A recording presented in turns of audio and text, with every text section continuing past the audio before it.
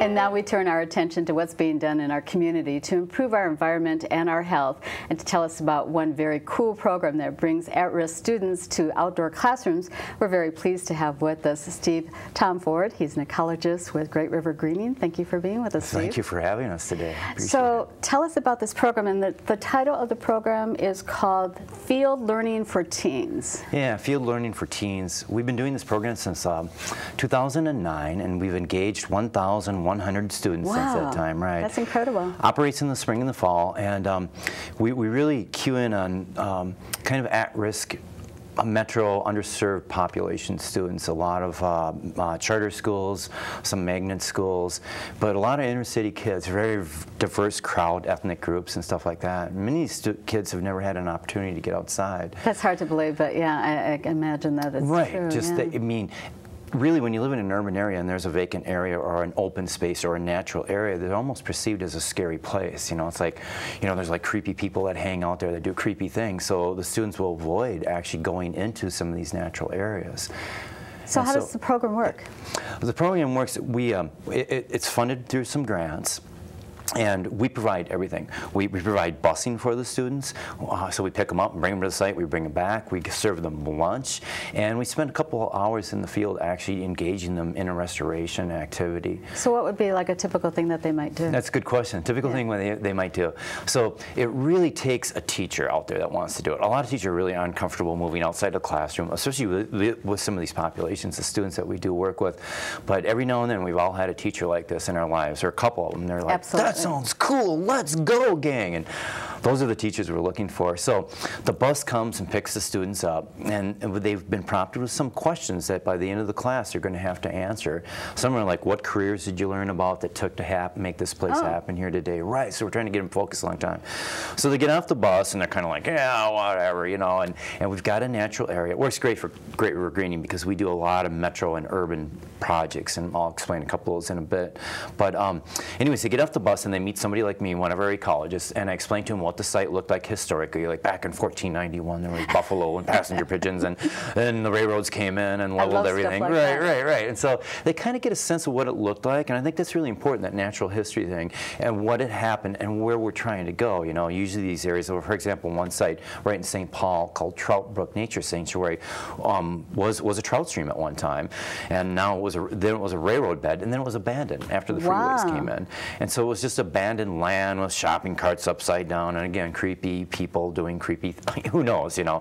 And so the neighborhood here wanted to return it to the trout stream that it once was. It took 20 years just to get funded for it and the idea launched.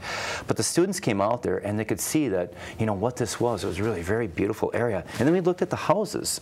And we said, what if you lived there and this was an abandoned area? How would that impact your health? Where people were dumping things and, you know, bugs are all over back in there, and the humidity was high. And can you see the vision of the future? And so some of the students are right away, it's like, oh, this is kind of cool. And it's the people, it's not the politicians that are doing this or some highfalutin scientists. It's the people in the neighborhood that really got this going. So we'll introduce them next to kind of some sort of technology, because we really want to get these students involved in technology. And it could be a handheld GPS, global positioning satellite unit. That's amazing, right. Isn't it? Yeah. And they'll go on kind of a treasure hunt where they punch in coordinates, and then they go to those coordinates and they'll find a little cask, and there'll be some of the answers to their life's question, or at least the questions at the end of the bus ride for them that day, you know, on what we're looking for. And then they'll come back and we'll engage them in actual restoration. And that could be pulling invasive species out or planting flowers and seed. And at this time, they're starting to, now that they bought into the vision, they're kind of starting to do a pretty good job at doing the planting and the pulling out of the seed, picking up trash. We didn't even ask them to do that, but they're like, oh, we picked up this trash. It's like, you didn't have to do that. But so they're getting involved like that. And then we usually break for a lunch. And then we bring out, and I think this is the coolest part of the program, we bring actual mentors that are in the field. These people volunteer their time, come from their office, drive sometimes quite a distance, men, women, they're hydrologists, they're botanists, they're engineers, they're landscape architects, sometimes they're even just people that are into the arts. Oh, that is so cool. Yeah, and they'll tell sharing the students, that knowledge. Right, what impressed them as a kid, what classes they took in school, any questions that you guys would have. You know, the kids are like, what was your favorite class? Or how many years in school did it take you to do what you had to do? Oh, I bet they're really curious about that. Yeah. Yeah. So and then they get on the bus and they go back, you know. And a lot of times we'll go back to the classroom and deal with them in the classroom a little bit too. Like, so is it a summer-long type program? It actually occurs during the school year. Right. It's usually in the spring and the fall. So right now we've had one. Actually, it was a summer school. Okay, for students that were fortunate enough to actually have some summer school. You know, that's an expensive program to run.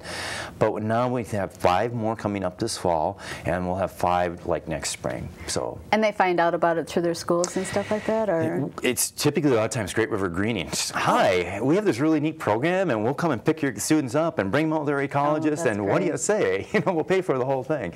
And like I said, it takes the right teacher to hear about a program like that. And how many years? You said 10 years, 20 years?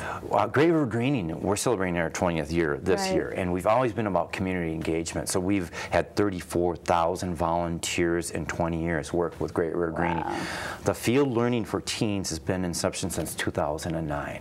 So are you familiar enough with some of these students to see how they advance after being participating? Has it been life-changing for them? Some of them have, and it's only in the short term that we really get to know them. We're not doing any long-term studies for all these students, but I can give you 2 examples. One was a girl, 7th grade girl from Laura Jeffries Academy, which is an all-girl academy in St. Paul, and she came out to me, and I'm working with the students, and we're planting wild strawberries, one of my favorite plants, you know, native wild strawberries at the site.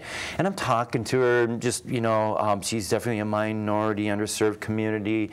And all of a sudden she said, when I get big, I want to be a gardener in my community, and I want to grow vegetables to help feed people. I'm like, really? She already had this idea in her head.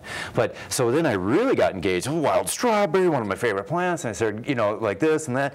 And she came back the next 4 years, not as a 7th grade student, but now as an ambassador to her class.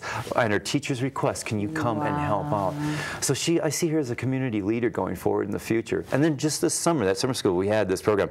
Here, again, a minority student, a male, underserved class, somebody that you wouldn't think all of a sudden came to me and said, I'm going to be a soil scientist. Do you know anything about soils? I'm like, no, but I like soils. And we started talking about different things.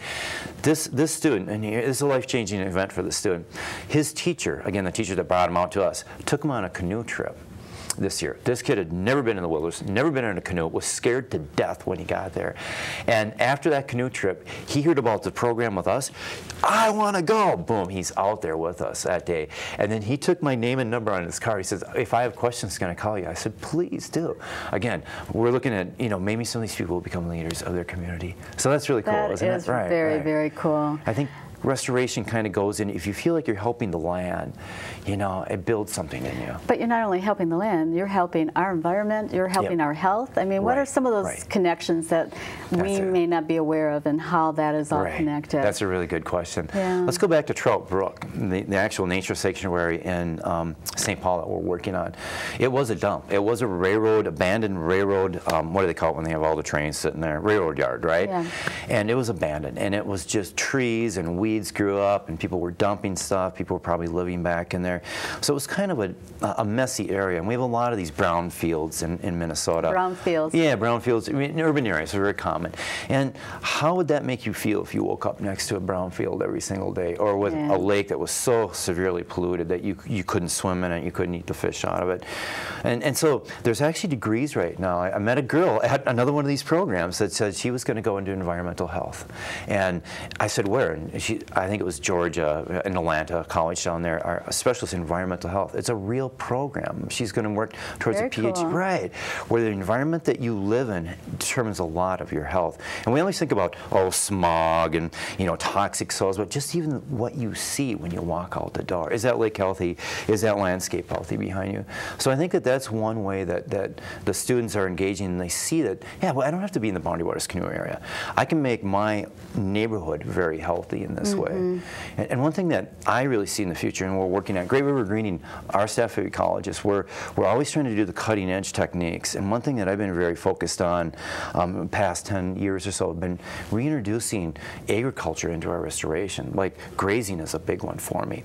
And community gardening is part of that too, where we can grow vast quantities of food in a nice area instead of having these trucks out in California where they're drought restricted.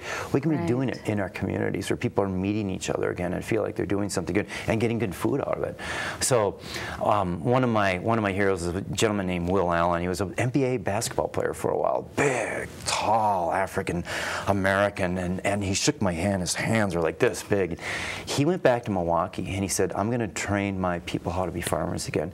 And they're growing food for a lot of the Milwaukee schools, and he hires like 200 kids every year to do this. Isn't that cool? Very and so cool. I see us working in that capacity too, moving in that direction. I would like to see sheep and cattle grazing in some of our bigger areas, and the community gardens connecting some of the smaller areas. We just have a few minutes left.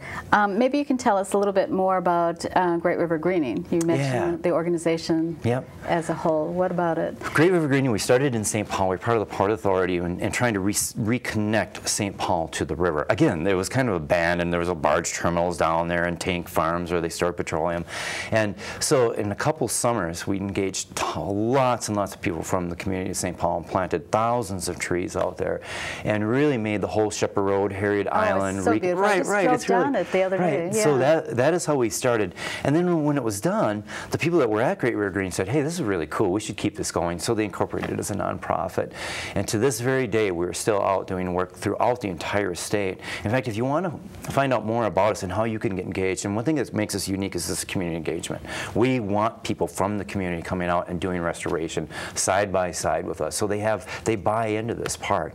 But if you visit our website, we have a bunch of fall programs starting out September 12th is the first one in St. Paul, right next to Summit Brewery, actually. And then we have a variety of other programs that are going on. So I think it's a great year to come out with our 20th anniversary and join in fist to fist, hand to hand, and saving the planet in kind of a way that makes you feel good. So. Oh, that's awesome. Yeah. And obviously you just love what you're doing. You I am passionate about it. Final comments about what our viewers should know about either the at-risk program for students as well as Great River Greening? I think it's to me it's very unique and wonderful to be working for Great River Greening, and that we're working with these students and empowering them. And I see hope in our future. You know, there's so much pessimistic news out there, but when a boy or a girl wants to be a farmer, and this kid wants to be a soil scientist, that sends me back home, and I'm thinking, yeah, there's opportunity, there's hope here in this world. So. Well, Steve, it's been a pleasure to have you with us. Thank you very much. Really I've enjoyed appreciate it.